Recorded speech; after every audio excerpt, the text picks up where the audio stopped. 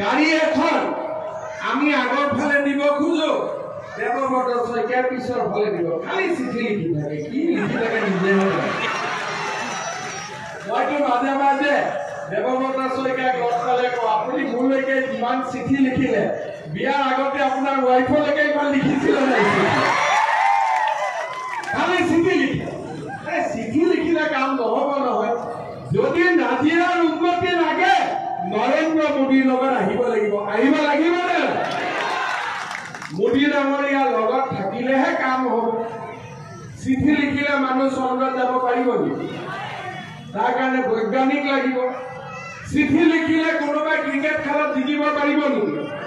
তাৰ কাৰণে বেটছমেন লাগিব হয় নে নহয় আৰু কোনোবাই নিজৰ সমষ্টিটোৰ কাম কৰিব খুজিলে উন্নয়নৰ খনিকৰ লাগিব কাম কৰা মানুহ আমাক লাগিব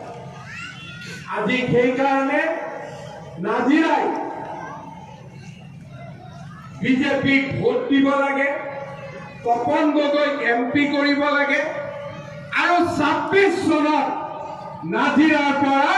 বিজেপিৰ এমএলএ আমি বনাব লাগে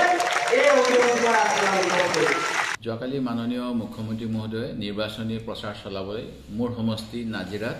এখন জনসভাত বক্তৃত্ব ৰাখিছিল আৰু তেখেতে কথা প্ৰসংগত মই তেখেতলৈ পত্ৰ লিখি থকাৰ বাবে আক্ষেপ প্ৰকাশ কৰিলে বিধায়কৰ কোনো কাম নাই পত্ৰ লিখি থাকে তেওঁ পত্নীক ইমান পত্ৰ লিখিছিল নে নাজানো ইত্যাদি অতি তুলুঙা মানে অশালীন মন্তব্য কিছু কৰি গ'ল জনসভাত যেটো অতি দুৰ্ভাগ্যজনক মুখ্যমন্ত্ৰীৰ দৰে এজন ব্যক্তিয়ে এজন জনপ্ৰতিনিধিক সমালোচনা কৰিবলৈ গৈ যুক্তিসংগত সমালোচনা নকৰি খুব তুলুঙা উদাহৰণেৰে যি মন্তব্য আগবঢ়ালে ই আমাৰ গণতন্ত্ৰৰ প্ৰতি ভাবুকি আৰু মই মুখ্যমন্ত্ৰী মহোদয়ক আগন্তুক সময়তো বহুত পত্ৰ লিখিবলৈ ইচ্ছা প্ৰকাশ কৰিছো আপোনালোকৰ যোগেদি এই কথা মই জনাব বিচাৰিছো কাৰণ আমি যেতিয়া মুখ্যমন্ত্ৰীক সাক্ষাৎ বিচাৰো মুখ্যমন্ত্ৰী আমাক সাক্ষাৎ নিদিয়ে আৰু এজন জনপ্ৰতিনিধি হিচাপে মই মোৰ সমষ্টিৰ ৰাইজৰ প্ৰতি বিৰোধী দলৰ নেতা হিচাপে অসমৰ জনগণৰ প্ৰতি দায়বদ্ধ আৰু চৰকাৰৰ যিকোনো ভুল কামৰ বিৰুদ্ধে যদি মই আঙুলিয়াই নিদিওঁ তেতিয়াহ'লে মই বিৰোধী হিচাপে বিফল হ'ম আৰু মই বিফল হ'ব নিবিচাৰো মুখ্যমন্ত্ৰীৰ সন্মুখত মুখ্যমন্ত্ৰীয়ে যিমানেই তুলুঙা মন্তব্য নিদিয়ক কিয় মই তেখেতক আৰু প্ৰশ্ন সুধিম আৰু মই তেখেতৰ দুখবিলাক আঙুলিয়াই দিম এতিয়া মই আপোনালোকক যোৱা শেহতীয়া মোৰ 10খন পত্ৰ কি বিষয়ত আছিল এই বিষয়ে ক'ব বিচাৰো প্ৰথম মই 1 মাৰ্চ 2023 তাৰিখে তেখেতক হিলাহাকু বিলত অসমীয়া পৰিয়ালসমূহক নিৰ্বাচনৰ আগে তেওঁলোকৰ ভূমিপট্টন দিয়া হ'ব তেওঁলোকক সুবিধা কৰি দিয়া হ'ব বুলি কোৱাৰ পিছত প্ৰবঞ্চনা কৰি কোনো ধৰণৰ অল্টাৰনেটিভ ৰিহেবিলিটেশ্যন ব্যৱস্থা নকৰাকৈ যেনে ধৰণে উচ্ছেদ কৰা হ'ল তাৰ প্ৰতিবাদ কৰি আৰু বিহিত ব্যৱস্থা লৈ তেওঁলোকক সংস্থাপনৰ বাবে এখন পত্ৰ লিখিছিলোঁ অনুৰূপ ধৰণে মই 29 এপ্ৰিল 2023 চনত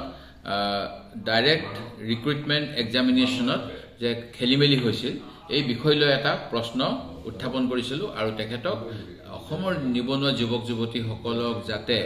খেলিমেলি কৰি পৰীক্ষা দি পেলাই তেওঁলোকৰ ভৱিষ্যত ধ্বংস নকৰে তাৰ বাবে পৰামৰ্শ অনুৰোধ আৰু দাবী জনাইছিলোঁ ঠিক তেনেকৈ আপোনালোকে জানে যে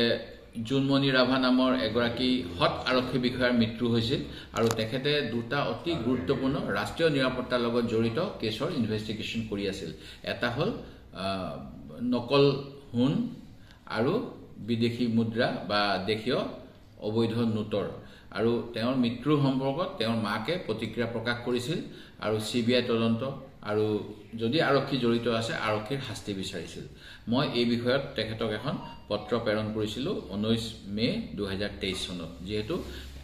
আজি আপোনালোকে গম পায় আজি কাকতত প্ৰকাশ পাইছো জুনমণি ৰাভাৰ মাকে কৈছে মোৰ হাতত পইচা নাই মই সেই গতিকে ওলে তোলে কোৰ্টত বা আদালতত সাক্ষী দিবলৈ যাব নোৱাৰো সেই গতিকে মই মোৰ কেছ প্ৰত্যাহাৰ কৰিছো তেখেতে অৰ্থৰ অভাৱত এগৰাকী আৰক্ষী বিষয়াৰ মাকে কেছ প্ৰত্যাহাৰ কৰিব লগা হৈছে ইয়াতকৈ আৰু লজ্জাজনক অৱস্থা হ'ব নোৱাৰে মই বিৰোধী দলৰ দলপতি হিচাপে এই বিষয়টোক লৈ প্ৰতিবাদ কৰি তেওঁক পত্ৰ লিখিছিলোঁ ঠিক একে ধৰণেৰে আমাৰ দেশত সকলো নাগৰিকৰে নিজৰ নিজৰ ধৰ্ম নিজৰ ভাষা কৃষ্টি ৰক্ষাৰ গণতান্ত্ৰিক অধিকাৰ আছে কিন্তু অবৈধভাৱে অস্ত্ৰ শস্ত্ৰ প্ৰদৰ্শন কৰি ৰাজপথত চলাটো আইন বিৰোধী ৰাষ্ট্ৰীয় বজৰং দলে মংগলদৈত যেতিয়া ৰাজপথত খোলাকৈ অস্ত্ৰ লৈ পেলাই এটা পথ পৰিচালন কৰিছিল এই ক্ষেত্ৰত চৰকাৰক দোষীসকলক শাস্তি দিবলৈ মই 31 জুলাই 2023 তাৰিখে তেখেতক এখন পত্ৰ প্ৰেৰণ কৰিছিলোঁ অনুৰূপ ধৰণেৰে অসমৰ 33টা মেডিকেল কলেজৰ সিট কিছুমান NRI ষ্টুডেণ্টক মানে কেশ ফৰ সিট বা পইচা দিলে মানে ডনেশ্যন হিচাপে দি পেলাই তেওঁলোকক বিক্ৰী কৰি দিছিল এইটো ক্ষেত্ৰত মই প্ৰতিবাদ কৰিছিলোঁ যে অসমত বহুত মেধাসম্পন্ন বাগান অঞ্চলত গাঁও অঞ্চলত ছাত্ৰ ছাত্ৰী আছে আমি এনেকৈ সিট বিকিব নালাগে প্ৰাইভেট কলেজৰ ডনেশ্যন দি সিট লোৱা বন্ধ হৈ গৈছে আৰু NRI সকলে নিশ্চিতভাৱে তেওঁলোকে ভাল ধৰণেৰে বাহিৰতো পঢ়াব পাৰে অসমীয়া হল বুলি তেওঁলোকে বাহিৰত এনেকৈ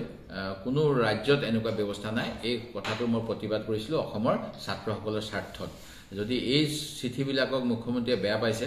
মোৰ তাত আৰু কোনো উপায় নাই ঠিক তেনেকৈ অসমৰ চাহ জনজাতিৰ এটা গুৰুত্বপূৰ্ণ পৰ্ব হ'ল কৰম পৰব এই কৰম পৰ্বত তেখেতসকলে নিজৰ ধৰ্মীয় ৰীতি নীতি সংস্কৃতি প্ৰদৰ্শন কৰে আৰু উৎসৱ হিচাপে পালন কৰে এইটো এটা চৰকাৰী বন্ধৰ দিন হিচাপে তেওঁলোকে দাবী কৰিছিল যি সময়ত অসমত থকা কিছু লোকৰ বাবে আমি ছট পূজাৰ সময়ত বন্ধ দিব পাৰোঁ আমি অন্য সময়ত বন্ধ দিব পাৰোঁ 1830 চনত অহা চাহ জনজাতি অসমীয়াসকলৰ বাবে তেওঁলোকৰ পূজাটো কিয় বন্ধ দিব নোৱাৰো এই লৈ মই মুখ্যমন্ত্ৰীক এখন